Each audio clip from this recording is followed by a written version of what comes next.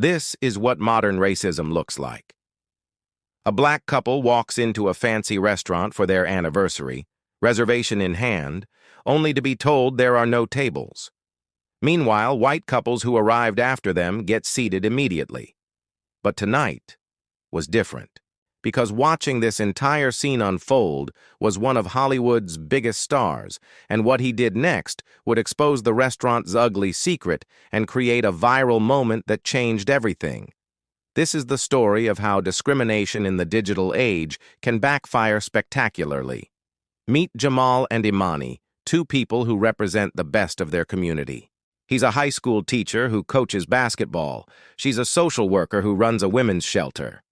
After a tough year of budget cuts and long hours, they decided to splurge on one perfect night at Le Jardin, the impossible-to-get-into restaurant everyone was talking about. For weeks, they'd been anticipating this moment, the elegant atmosphere, the gourmet food, the chance to feel special.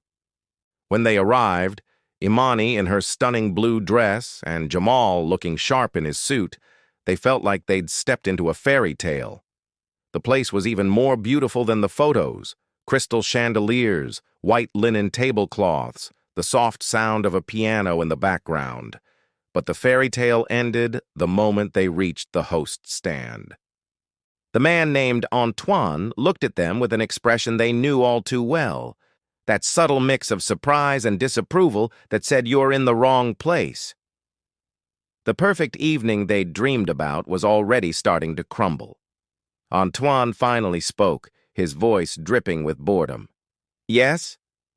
"We have a reservation under Williams," Jamal said, keeping his tone respectful. What happened next was a masterclass in discrimination. Antoine performed this elaborate show of checking his book, running his finger down the list, shaking his head, checking again. "I'm sorry," he said, not sounding sorry at all. "Nothing here. We're fully booked." But then something incredible happened. A white couple walked up behind them. "We have a reservation under Thompson," the man said. Suddenly, Antoine transformed. "Of course, right this way," he gushed, practically bowing as he led them to a perfect table that had been empty the whole time. The message couldn't have been clearer if he'd shouted it. Jamal felt the heat of anger and humiliation spreading across his face. "They just got here," he said, his voice tight. "You seated them immediately. Why is our reservation missing?" Antoine returned with a smirk disguised as a polite smile. "As I said, we're full, but there's a diner down the street that might be more suitable for you." The air went out of them. They stood there, frozen, the romantic evening they'd saved for and dreamed about destroyed in 3 minutes flat. Other diners were staring now, and each glance felt like a judgment. Just as they turned to leave, defeated and humiliated, the restaurant door opened, and everything changed. Every head in the restaurant turned. Gasps echoed through the dining room. Standing in the doorway was Malcolm Vance, Oscar winner, box office champion, and outspoken civil rights advocate. Antoine practically tripped over himself rushing to the celebrity. "Mr. Vance, this is unbelievable!" "Your table is ready. Our best one, of course." But Malcolm wasn't looking at Antoine. His eyes were locked on Jamal and Imani. He saw the whole story in an instant. The fancy clothes for a special occasion, the crushed expressions, the way they'd been marginalized. He knew this story because he'd lived variations of it his whole life. As Antoine gestured toward the dining room, Malcolm held up a hand. "Wait," he said, his voice cutting through the silence. Then he walked right past the fawning host and approached the couple. "Everything okay here?" Malcolm asked, his voice gentle but firm. Imani, fighting back tears, managed to speak. "Our reservation vanished."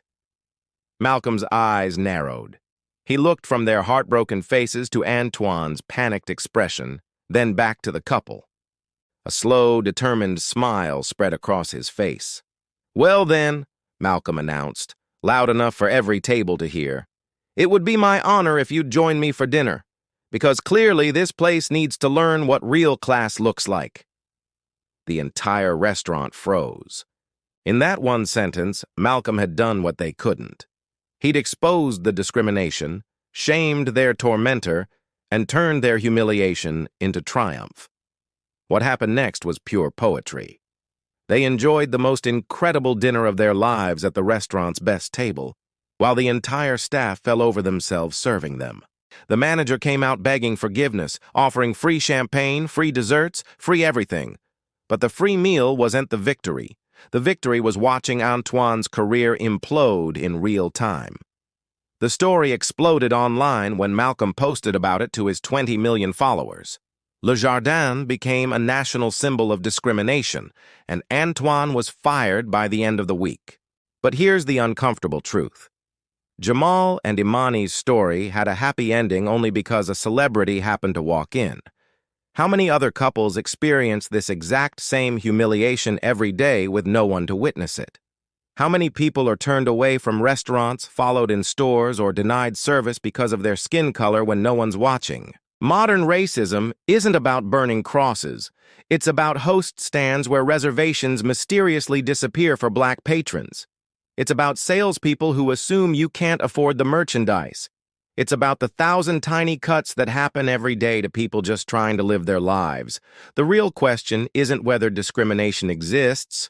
We just saw proof that it does. The real question is, what are we going to do about it when we see it happening? Will we be silent witnesses, or will we find the courage to speak up, even if we're not famous? The measure of our character is not how we treat celebrities. It's how we treat ordinary people when nobody's watching. And right now, that grade is looking pretty failing.